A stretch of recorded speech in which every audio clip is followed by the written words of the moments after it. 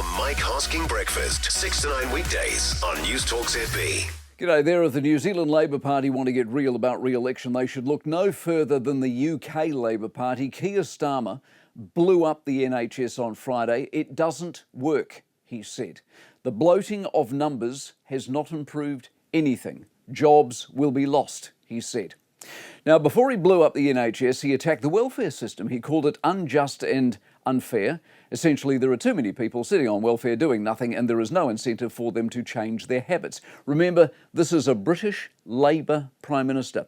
We're also expecting the Chancellor to slash more spending. Why? Because they don't have any money. Oh, if only a Hipkins or an Ardern or a Robertson were anything close to this. What was close to this was Roger Douglas, David Lange, Richard Prebble, David Cagle, Mike Moore, the proper Labor Party. The Labor Party many recognise as being a middle-of-the-road centrist-type party that a lot of New Zealanders could recognise. If what Starmer's up to works, he's Blair 2.0 basically, and the lesson Blair taught us is the same thing Bob Hawke taught us in Australia.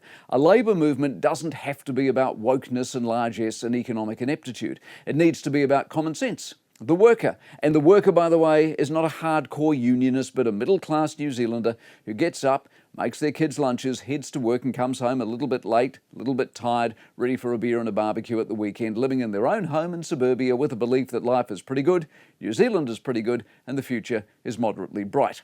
None of that is hard, but I bet you it's completely foreign to most of the current Labor lot who butchered the place between 2017 and 2023. The old adage around votes and political support about the centre being large and a place to get a lot of votes and success is real, and we wouldn't mind some wider representation. National or Labor can occupy the centre. History shows it's possible and it's successful. Hipkins needs to study Starmer and learn.